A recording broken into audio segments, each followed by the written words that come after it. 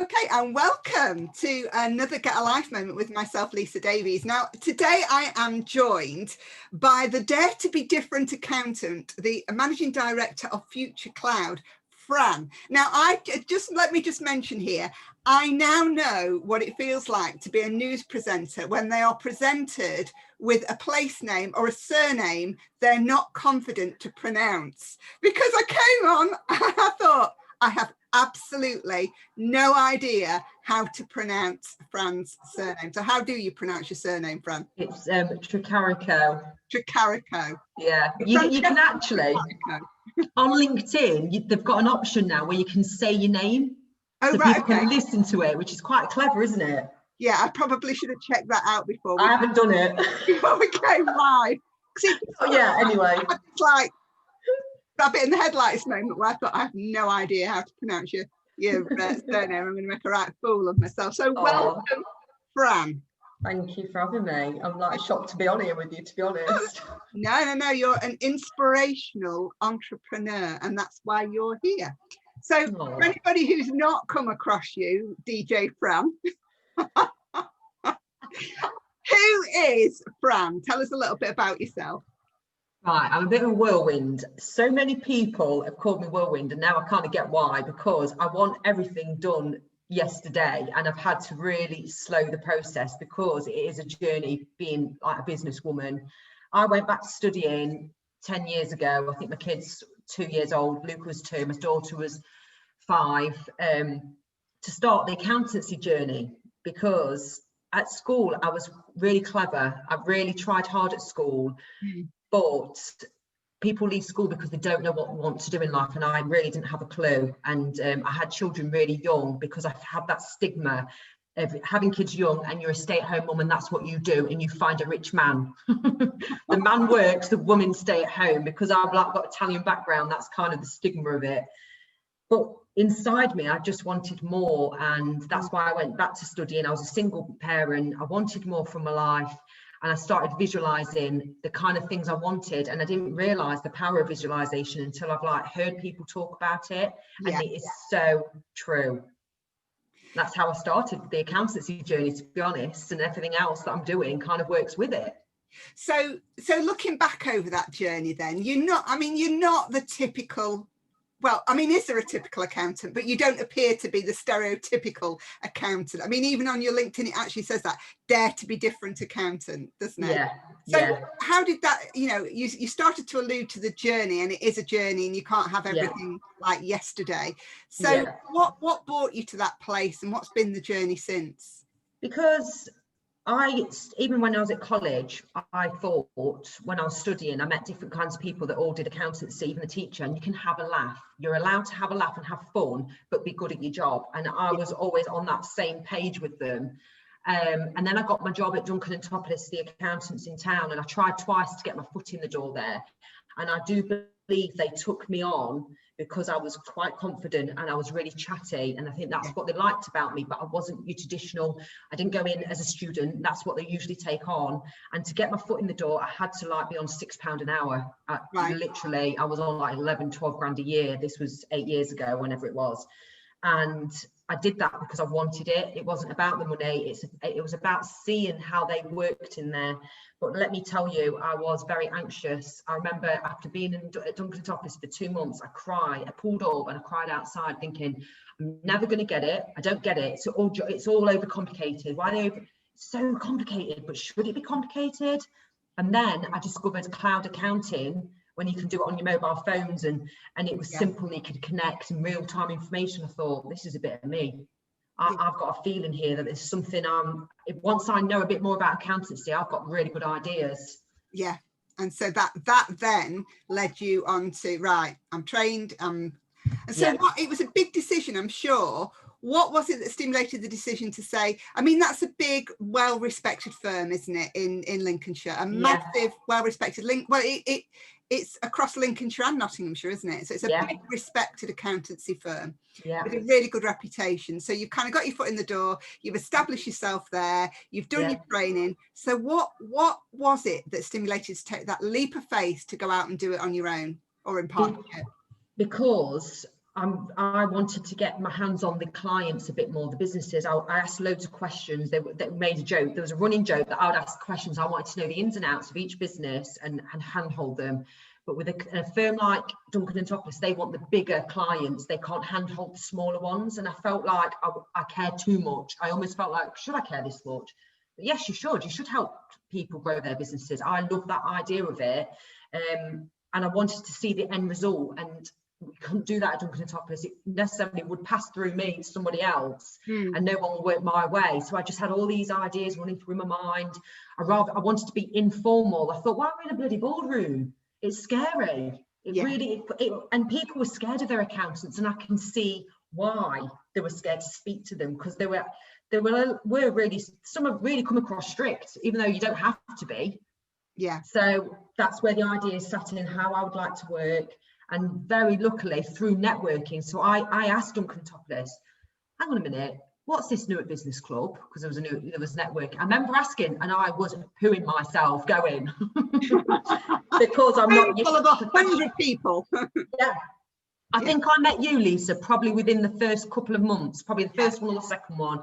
I remember you reeling your list of what you did, not really taking it in because you don't remember the ins and outs, and thinking, oh, I don't know if I fit in here because I'm not professional in my personality. But to be fair, no one really is. Someone just put an act on.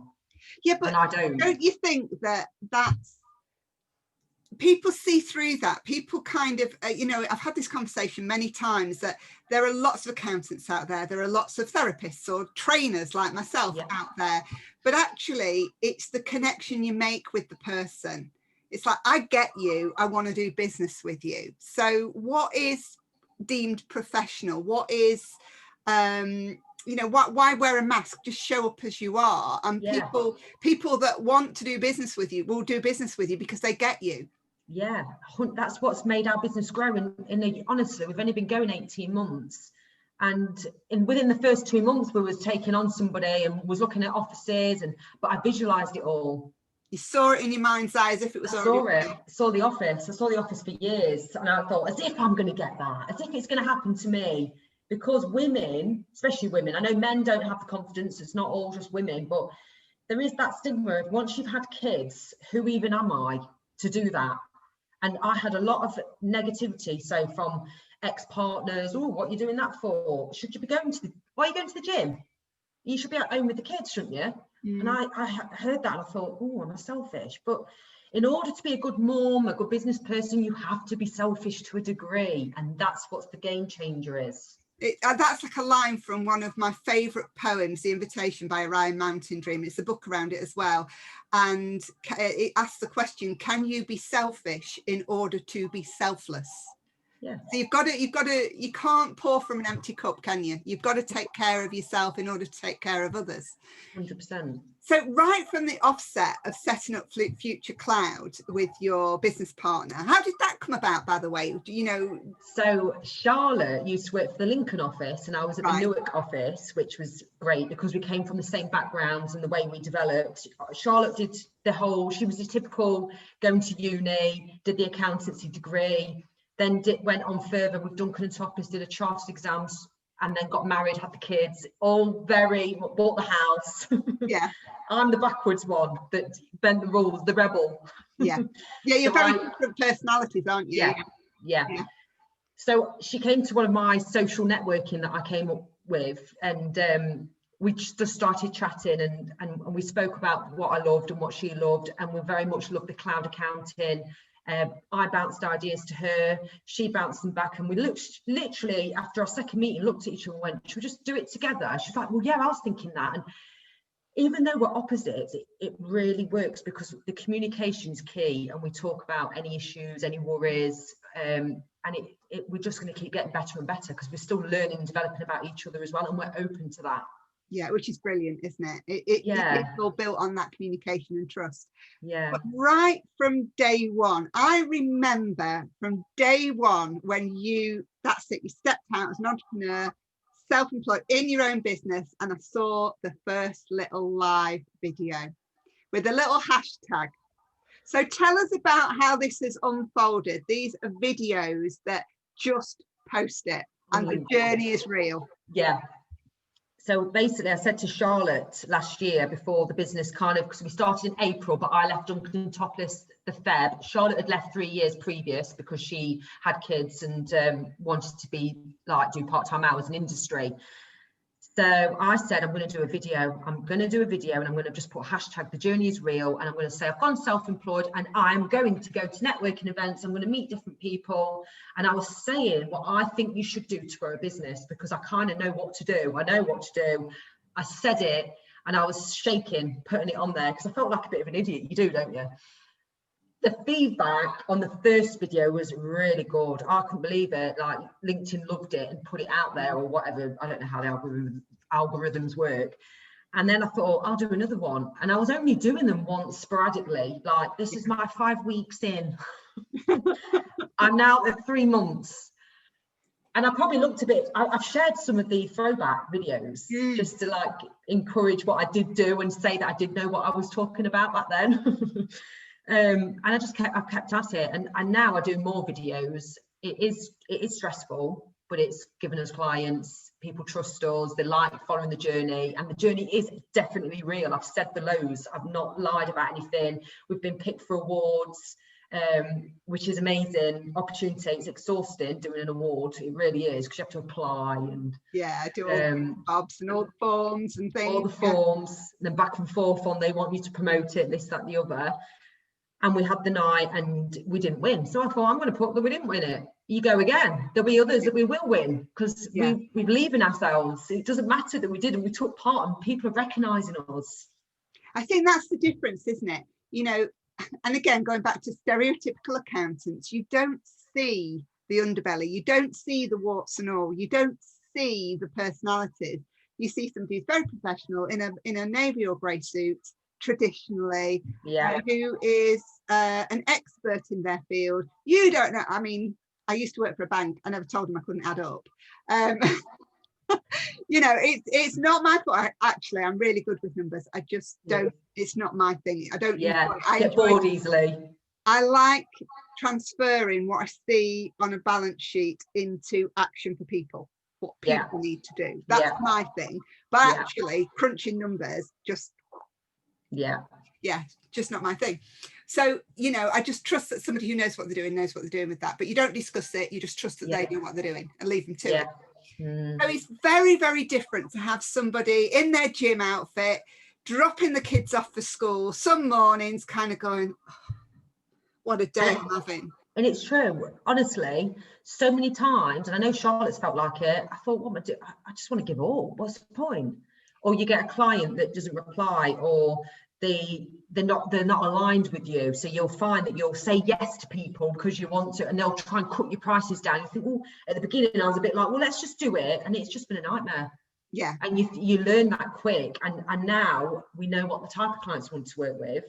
And that process I've shared on LinkedIn, and that's shared everything. But I think that's what engages people. I think that's what makes you stand out, is you're a real person, you're being authentic, you're saying if you're having a shit day or you don't feel like going to the gym, you just say it and you post it anyway. I do. And I never edit. Response do you get? Oh God, you know my DJ one. So I started. I love DJ Fran. That is uncomfortable, right? Because I am silly. I know I am silly, but it is uncomfortable you putting yourself out there, and being real is more uncomfortable than putting an act on, because you're scared that the people won't like your real self. So I get why people don't do it. Vulnerable, aren't you?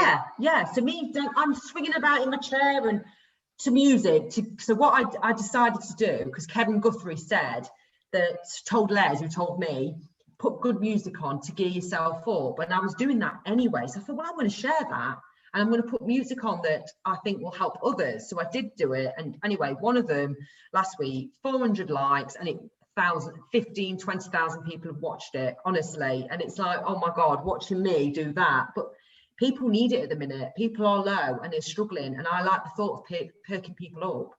Whether I get business or not, I'm not bothered. No, but people love it, don't they? And especially when you do the chair slide, everybody's waiting Everybody is waiting for the chair slide. You know they are.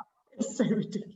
I cringe, honestly, Lisa. I do cringe at myself, and I think, what am I doing? I'm on my hat in the house. So I sort the kids out on the Thursday night. I'm in the house on my own, putting music on and spinning around in my bloody dining room. But then I think, you know what? People are smiling, and you've got to laugh at yourself nowadays. And also, they recognise that you can have the poshest top on in the world, but you can have your joggers or your pyjamas on at the bottom, and you show that, and everybody kind of identifies with it. And so, yeah, I do that too. Yeah. I think that's what makes it so personable and so lovely. And then, of course, you that's the thing. You don't just do. Everything that you do shows your personality, and people want to engage with them, what you do in your business, because then you started up the NYP and also the interviews that you've been doing as well for the NYP. So tell us a little bit about that. How did that come about? I just thought one day, let me do a live. Let's do lives. I'll do a live. I'll talk to local businesses or inspirational people that will help in the half an hour, 40 minutes that I'm on the call with them, help others, gear them up, give some ideas. And I'm not saying loads of people watch it. I do think it could go far if I carried it on. It takes years to build an audience. I know that. But it's helping me too, as well as helping others. I love hearing about different people.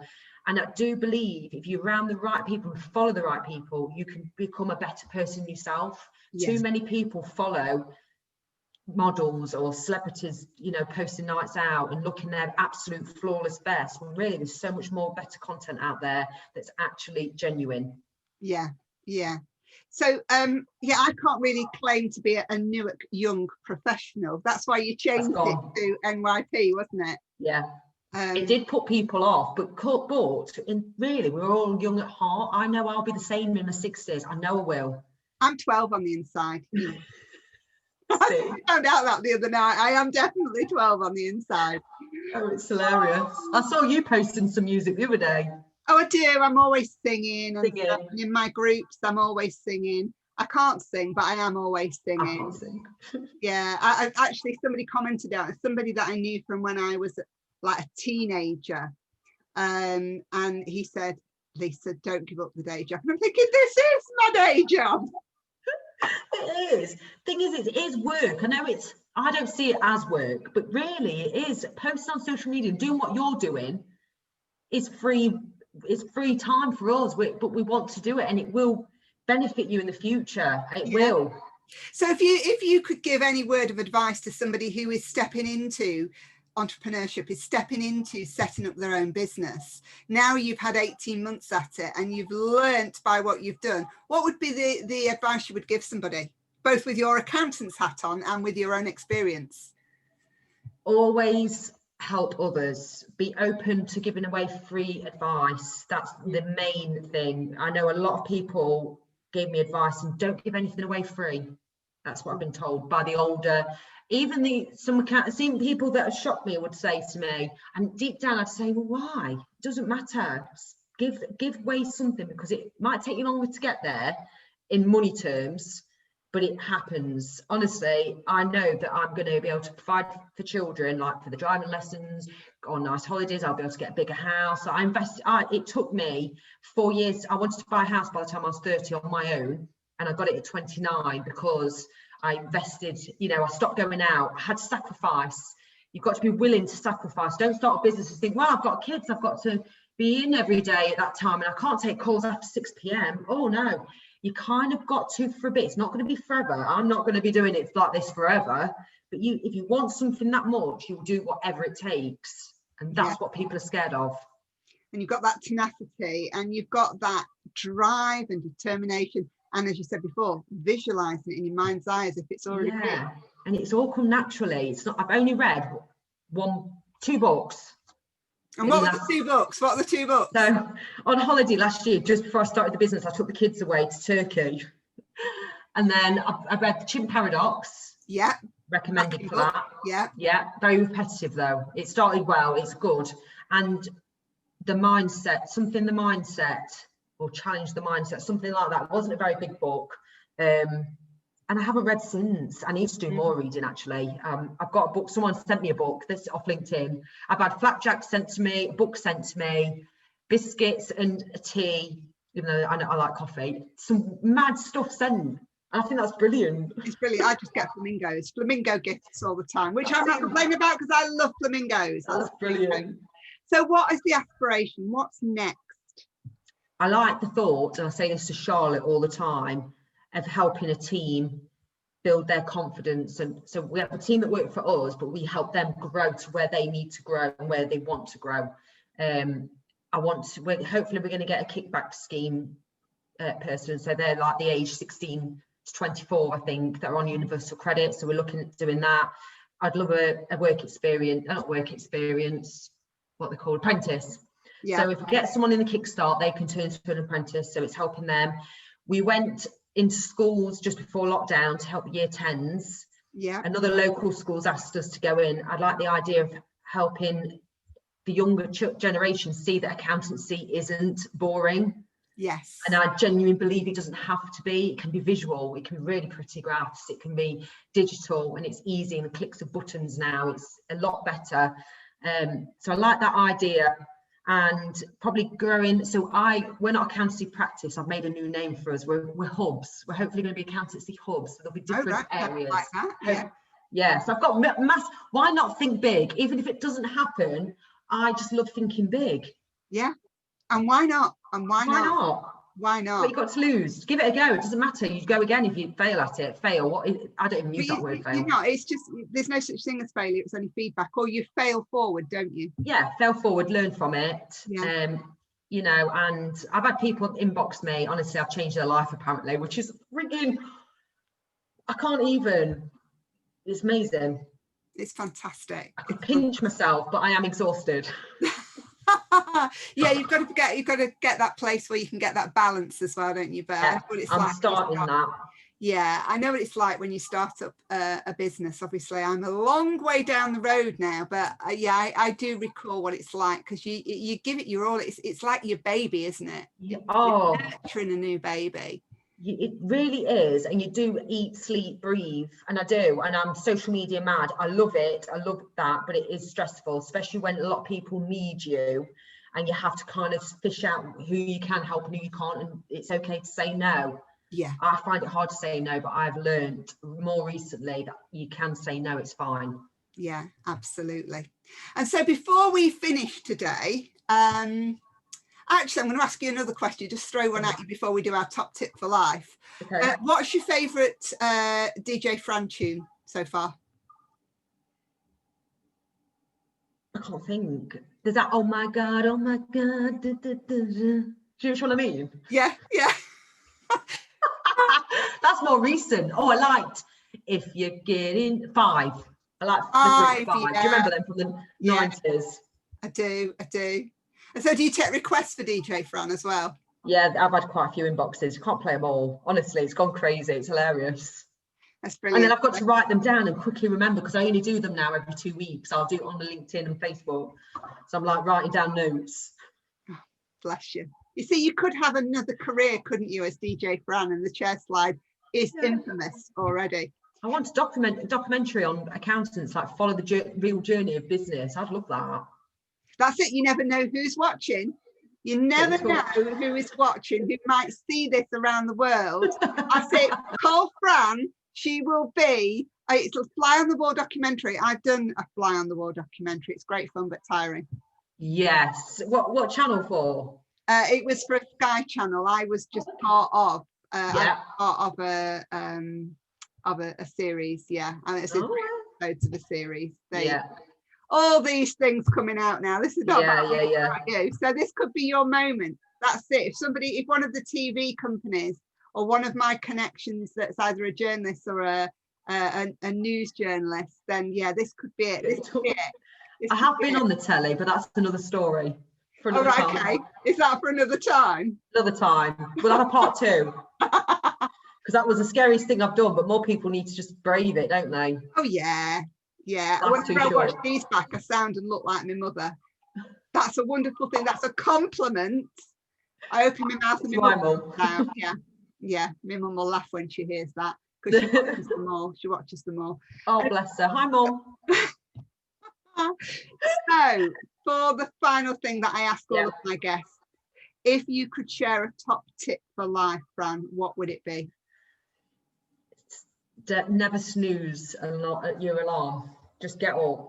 It takes ages, right? That helped me. I did it about 6 years ago. It must be ages. I decided that when my alarm goes off, I'm not snoozing and dragging it out. That's not telling me when I'm getting up. I'm going to just get up straight away because I've heard it once. And you know what? It's so much easier.